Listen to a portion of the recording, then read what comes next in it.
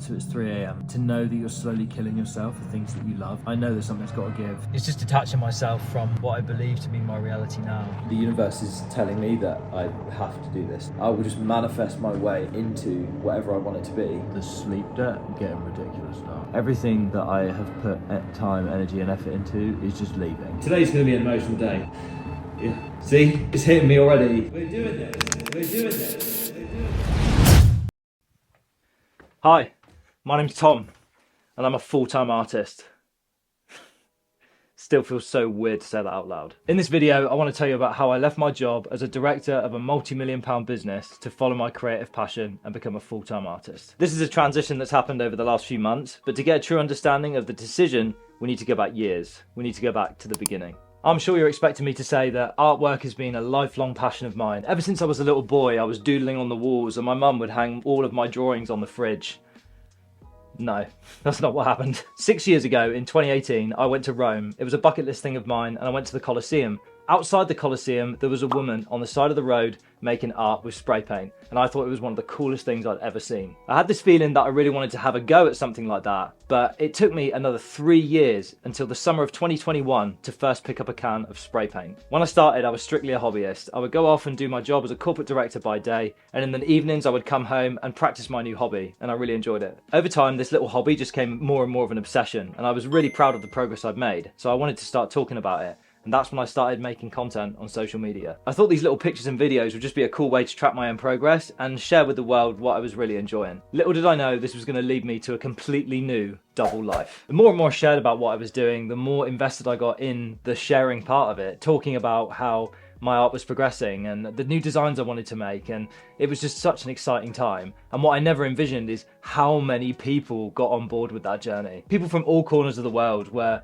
coming back to me saying that I'd inspired them to create, I'd inspired them to try something new and follow what they've always had inside of them just because they'd watched my videos. It's just wild to think that you can do that. So this new identity I had of high-flying corporate director by day and almost like artist superhero, that's how I felt by night, became really addictive. And the double life is actually what I created as this new identity. And before long, people were crying out for me to open online stores. They wanted to invest in my art. So I did that, and suddenly my art was hanging in people's houses. It was at weddings, birthdays, even funerals. And to date, my art can now be found in 37 countries. What is happening? Not long after that, some of the biggest brands in the world wanted to work with me. They wanted my art, my content, everything to be able to shout about them. And so the commercial opportunities were just growing with my art as well. I've done video game launches with some of the biggest publishers. I created the launch event artwork for the Last of Us TV show. And I ended up working in areas where I didn't even think art was applicable, like children's finance and even a brewery. And in the corporate world, we were making huge strides in the business. New contracts for hundreds of thousands, if not millions of pounds, with a team of over 50 people, hundreds of contractors, all over Europe. I was living on this high in both of my lives, and it was insane. I was just doing what I know, being the absolute best I could be. But the thing about double lives is they come with double everything else. The pressure to do better, the stress, the imposter syndrome, and that's when it hit me. The crash. As much as I loved this new identity of mine and all of the aspects I put into both paths, ultimately, I knew something had to give. Deep down, I knew that I was suffering from success and destroying myself. I would suffer regular phases of burnout. It was affecting my relationships. My work-life balance was terrible. Sometimes my focus would get cloudy, and sometimes so cloudy to the point that I would actually lose my sense of purpose altogether and wonder why I was doing any of it. I kept coming back to the same conclusion. Change was needed. Something had to give.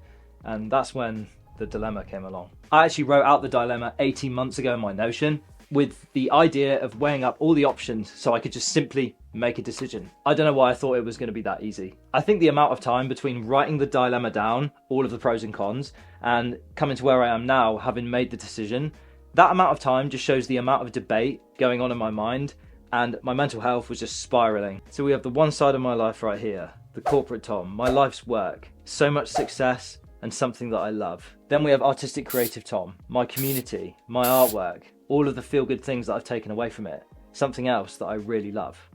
So which one was to go? I haven't got a clock to show you, but it's 3 a.m. This has got to be easily the 5th night, probably in the last couple of weeks at least, where I am actually waking up thinking about this particular thing. To know that you're slowly killing yourself for things that you love, it's just crucifying basically. I don't know. I don't even know what I'm saying right now, but I know that change is coming. I'll keep you guys posted. The more I think about this, the more it just seems like the right thing to do. I know how attached I am to my main gig. It's detaching myself from the split personality. It's almost like my career schizophrenia has got to go. It's a tough battle. The universe is telling me that I have to do this now. It's still scary, and not scary from the point of like, how am I gonna make it work or make money or anything like that. I will just manifest my way into whatever I want it to be. It's more scary from the point of like leaving something that I love and how that's going to affect me. And the timing of this is wonderful, by the way, because I've recently done that with 2 other things in my life, literally in the last month. I don't know, 3rd time's a charm, I guess. I might just completely turning my life upside down here. I've got a call with my therapist now, so I'm going to see what they think. Not that it's even valid, but you know, it's just another perspective, I guess. So let's do that. I just want to say that the sleep debt I'm running on over this shit is getting ridiculous now. I don't think there isn't a day that goes by where I'm not waking up at like minimum 5 a.m. And bear in mind, I'm a night owl, so I go to bed at like 1. The decision is not whether I need to become a full-time artist. The decision is whether now is the right time. It's just very unfortunate that I started thinking of this and started getting my head around this massive change in my life before these other 2 things happened. Basically right now, I am like removing everything I love from my life. Everything is just going. Everything that I have put time, energy and effort into is just leaving. It's just compounding the thoughts of how am I going to make sure I cope with the change? How am I going to make sure that I get on with it? How am I going to make sure that I'm making a success of it off the bat without having to go through a healing period before I can start? But I still feel like I have to do it. I still feel like I have to do this. Tom, you are taking away from your life to add more to your life. Just nut up or shut up. Just fucking do it. Hurry up.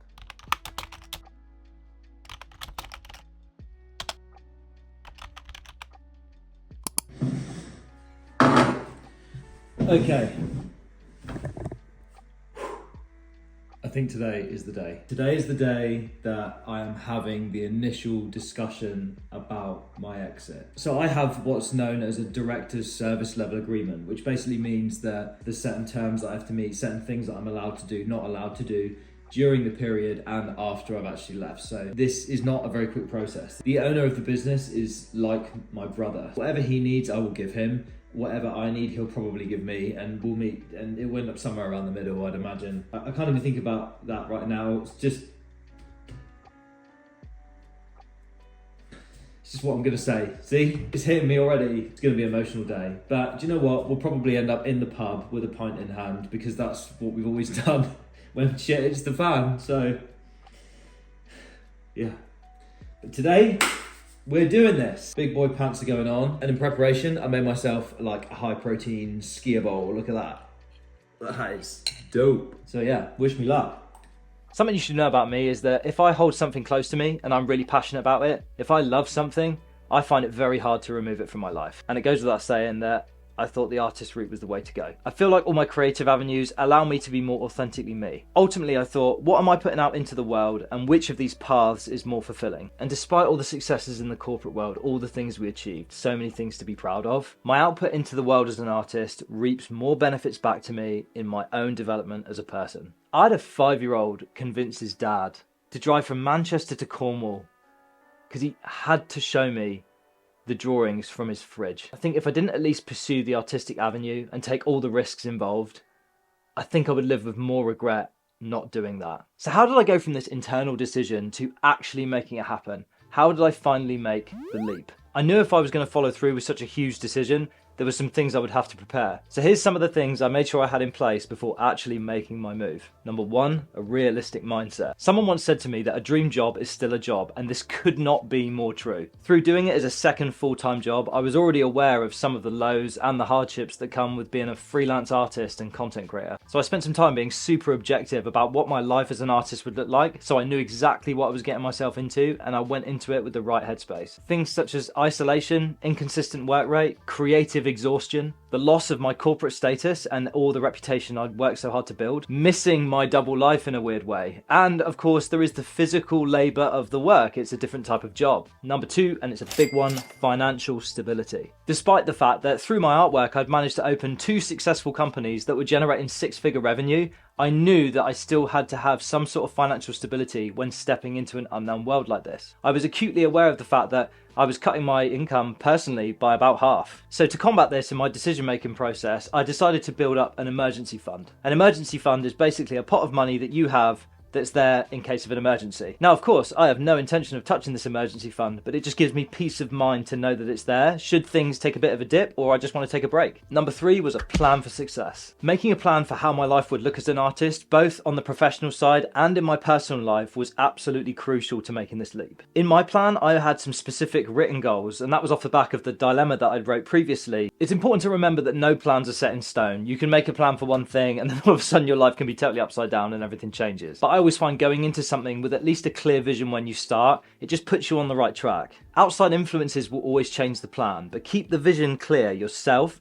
and you're on the right track. I had a written plan with all of the things I wanted to achieve over the next 12, 24 and 48 months, and then a short-term plan with things like a weekly planner, how I was going to partition my time, and how I was going to make time for both social and work life. That was important. But if you wanted to do it yourself, you don't have to go that complex. Some people just have a mood board where they just have a bunch of pictures of things that they'd like to see in their life. Number 4, and this is the one I think I was waiting to fall into place for the longest time. Whilst I knew in my heart of hearts what I wanted to do, I think having strong moral support from fantastic people around me has been one of the biggest catalysts to allow me to think, screw it, I'm going to do this. Every single person that believed in me and has got my back throughout this process is my muse to make sure that I give it my best shot and that I prove them right and make them proud. You have to make your own way in life. Everything that I've achieved, both successes and failures, I've done alone, off my own back.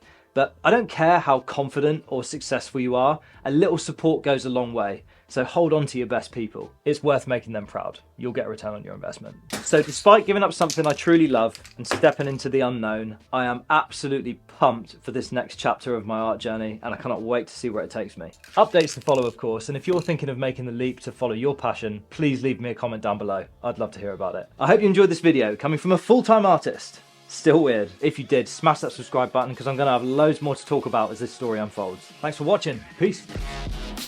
What's my everything? You know my name. DJ Ace, the expert. Y'all know the name.